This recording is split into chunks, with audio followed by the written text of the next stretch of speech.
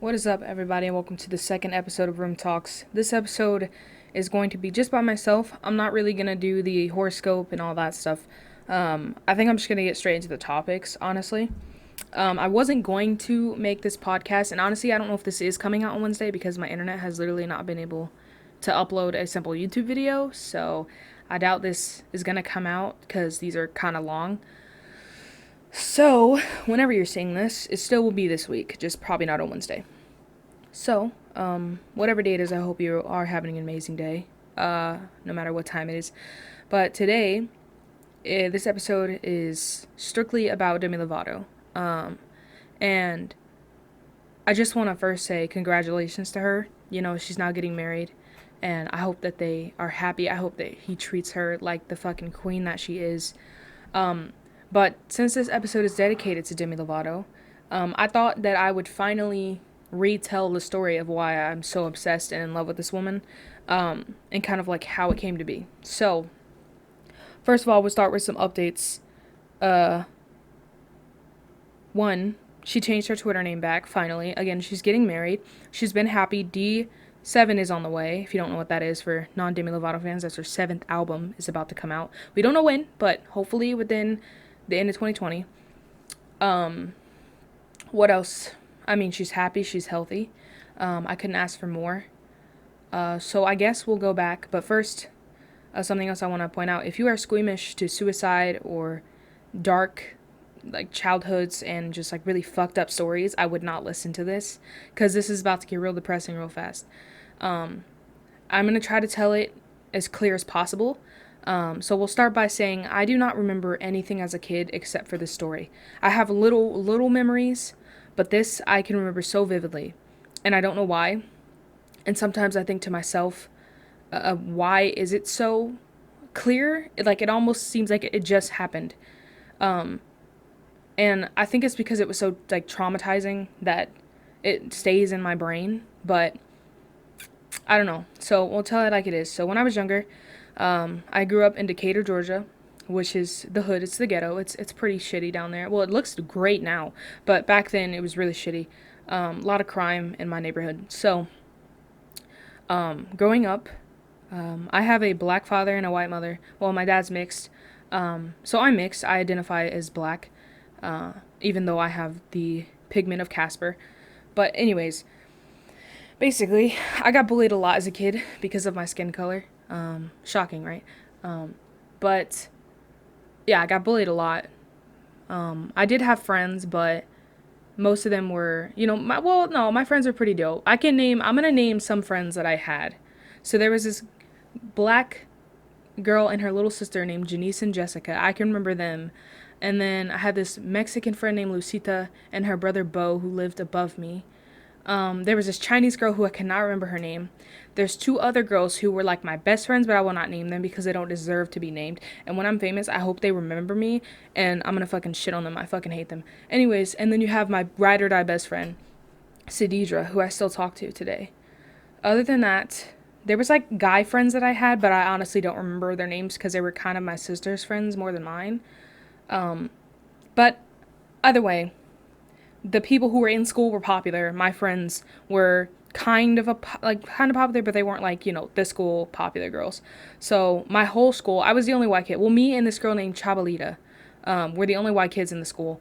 The teachers were white, but all the students were black and Mexican, and I think Indian, foreign. They were not white people. There was no Caucasian kids except for me and my friend Chabalita. So basically, I was a white kid, obviously. I got bullied. Anyways, I'm getting off like top topic. So, I got bullied a lot. So I always felt like I wasn't really, I kind of, I don't know. I don't know how to explain it, but I got beat up. I got bullied for being overweight and white. And I got, my dad, he worked 2 jobs to try to support me and my sister. We lived in a 2-bedroom apartment for the longest time. So me and my sister shared a room. And he would work from like 5 a.m. till maybe 4:30, 6 p.m. maybe. So we would sometimes, come home and he wouldn't be home yet, which kind of took away from it. He did the best that he could to be there with us and to support us which I just thank him so fucking much for. Um, and, so he couldn't always be there for me, even though he was, but, there's not much you can do when you gotta support, you're either gonna starve or you wanna survive, So sometimes, I wouldn't get to talk to him because by the time he got home, I would have to go to sleep and wake up to go to school the next morning. So, I really felt like in this world I didn't have anything. Because even my sister, as an older sister, she bullied me a little bit, it was out of love, obviously, we're all good now, but, as younger, she picked on me, she could pass as light skinned because she has darker pigment than me, so no one really bullied her for that. She was always like the prettier one. She had the long curly hair. I wore glasses. I had acne. I had like a nappy ponytail. I was short and fat. I just was not that cute. um, and so, she was always the cute sister. And she used to like, yeah, she never like bullied me too bad, but she would like make fun of me and like laugh with her friends. She did stand up for me. I'm not like shitting on my sister. Like she did stand up for me in some points, but most of the time, she was younger, I was younger. We kind of just followed the leader, to be cool in some situations. But yeah, she wasn't like the biggest fan of me either. So I really felt like nothing. No one showed me that I was worth life when I was younger. I had a mom that didn't care for me. Although I had an older sister and an older brother, I didn't get to see them that much. My friends were nice to me, but again, there's not much you can get out of them. But, like laughing in school, we rarely hung out after school. When we did, we would like go play soccer for like an hour and then we'd have to go inside because it got dark outside. And so I really felt like I wasn't a person, I felt like I didn't bring value to the world. I felt like I don't know, I just didn't know my purpose. And as a kid you're not really supposed to know your purpose. But I really felt like I had no one. Sorry for crying. Keep it together. Whew, I gotta get through a whole story. But yeah, I felt like the best way to describe it, I felt like a dust particle. It's always floating around you. It's always there. It's there, but you never see it. You never acknowledge it. You just let it pass through. And that's kind of how I felt. I kind of felt like I felt nothing. I had no emotion. I didn't have a heart or a soul. Like I didn't feel like a person. Like everybody just was just so fucking mean to me. I just felt like I wasn't supposed to be there. So, as this like 7, 8-year-old kid, I started having suicidal thoughts. And that's just like so fucked up to think about that a little kid doesn't feel like they're worth it.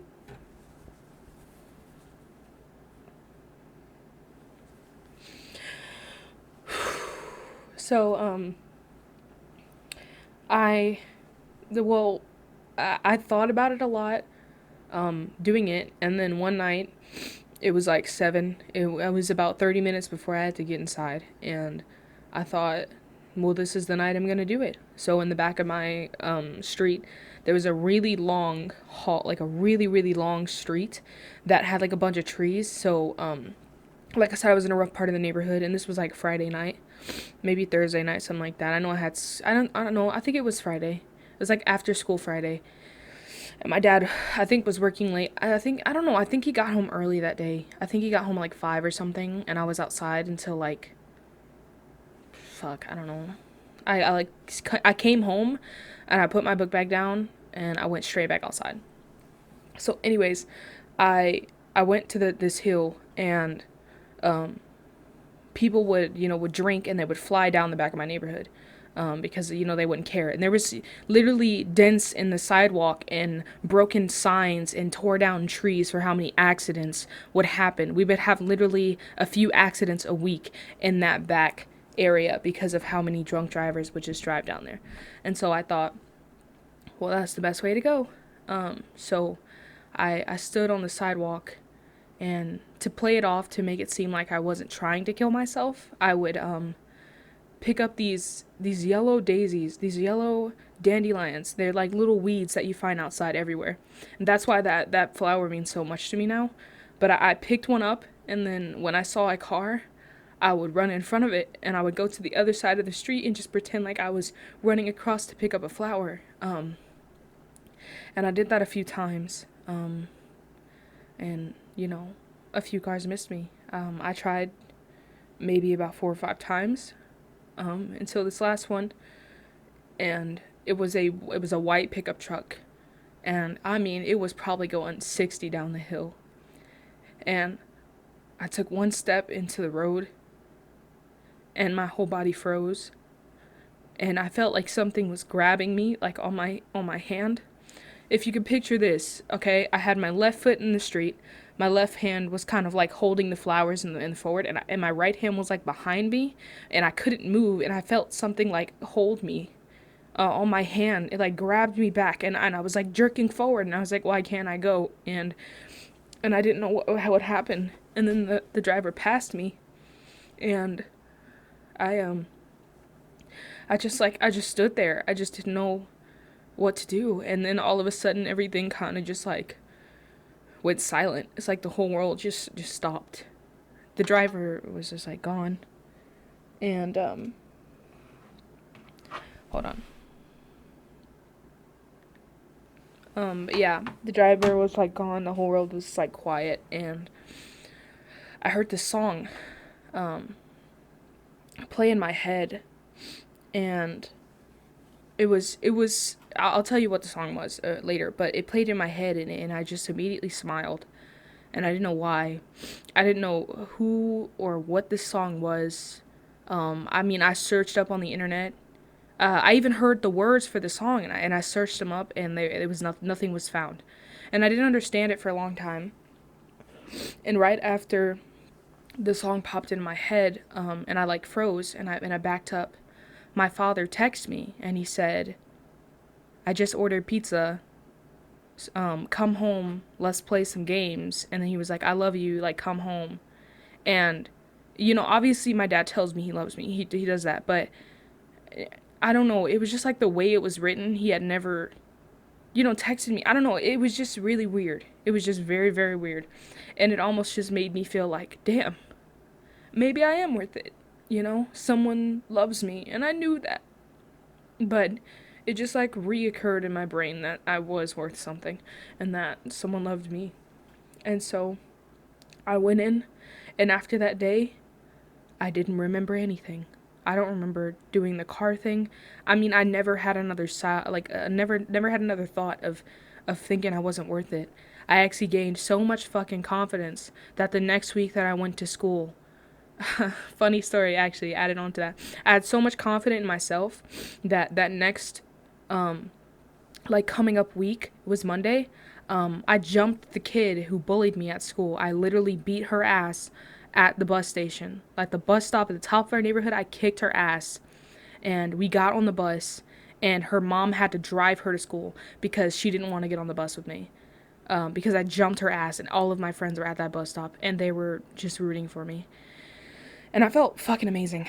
And then after that, a true story, I stole her boyfriend. And then, oh my god, I'll never forget him. His name is Jake Crowder. I will never forget him.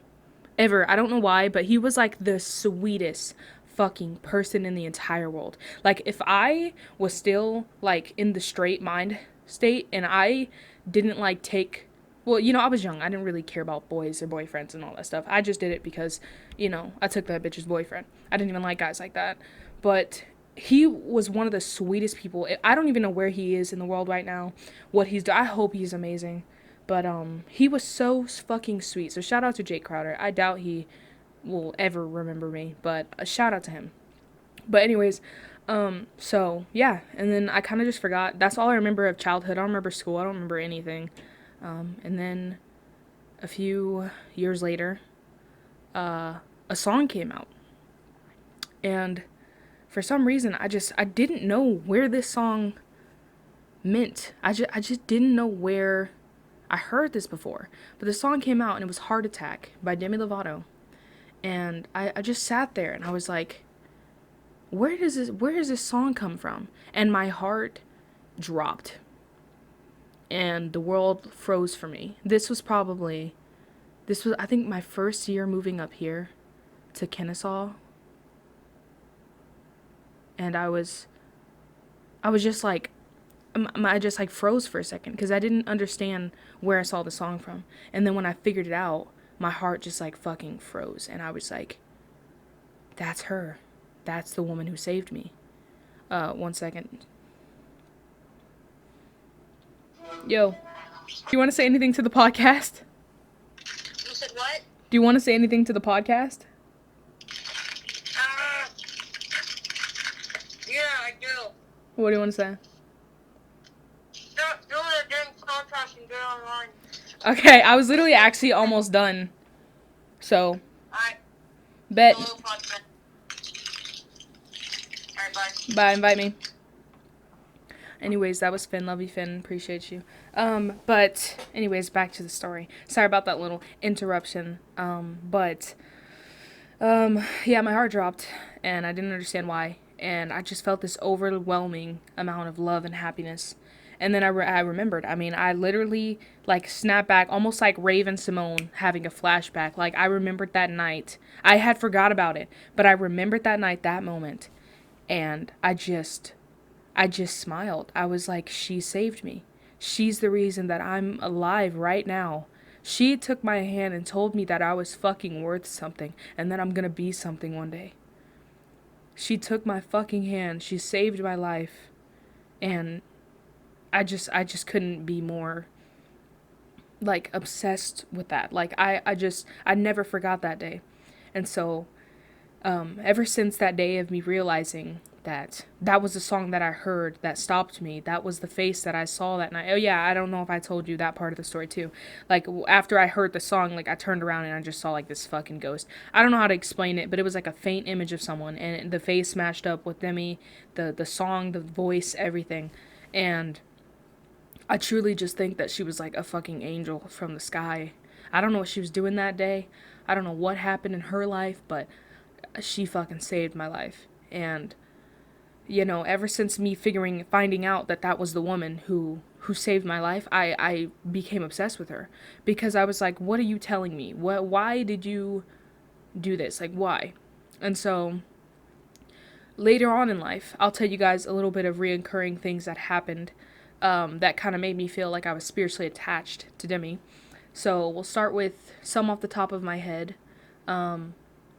Let's think. I know she ended up touring. I think at this point, she, like, stopped making music for a bit, and then she did a tour, and then she came to Georgia on my birthday, on my 16th birthday. Was it 16? No, 15. 15th birthday. It was 2016, yeah. 15th birthday, she came on my birthday and sang her brand new single, Body Say. Okay? If that's not enough. And the song was her first song, her first actual song about a woman. Keep that in mind, about a woman. That's fucking dope. Later, she ended up, what else? I think I, like, changed my name to Rose, in, like, 11th grade or something in high school. So that was, like, 3 years ago. I started going by the name Rose. And then I think, like, a month later, she ended up getting a rose tattoo on her finger. My spirit animal is a lion. Obviously, she's a Leo, so this one I'll let slide. The fact that she got a lion tattoo. But, yeah, lion's always been my spirit animal. There's been other little things. Oh, yeah, one time. This one's kind of funny. I just thought this was funny. So, the first time I ever bought bottled water, this is just dumb. I bought Core, and it was like this, it's like a big, I only bought it because I like the bottle, and it's like the twist top, and I bought it, and then, not even lying, about 10 hours later, she posted about it, about her getting sponsored, or like, it was like a brand deal with Core, and I don't know, it's just like little occurrences in the universe that like tie us together. I mean, she'll sing songs, talking about like specific things that like I brought up. I'm trying to think. There was, like, another one that was, like, really scary that happened. But Another thing is, I just want to thank my dad for putting up, and all my friends for putting up with how much I talk about her and how much I love her, because I remember this one time. That was the first concert I went to, by the way. That was the Future Now tour with Nick Jonas.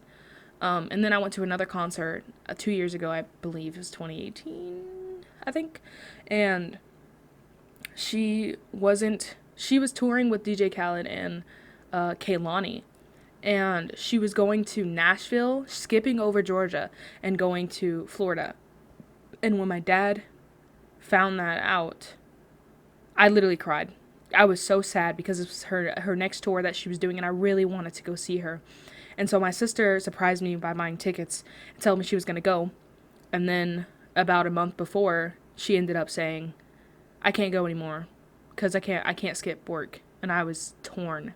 So my dad let me take a week off of school, and he drove me to Nashville to be about 5 rows from her. And I literally couldn't fucking breathe at how close I was to, the fucking love of my life. And obviously I saw Kehlani, who was, at the time, I was probably a month into being into Kehlani, because I found out that she was going on tour, and I was like, who the fuck is Kehlani? And now I'm absolutely obsessed with her and Jessie Reyez. So just seeing her in concert, I'm just so glad I had that opportunity. Because, with everything going on, I don't know the next time I'm going to be able to see these people in concert.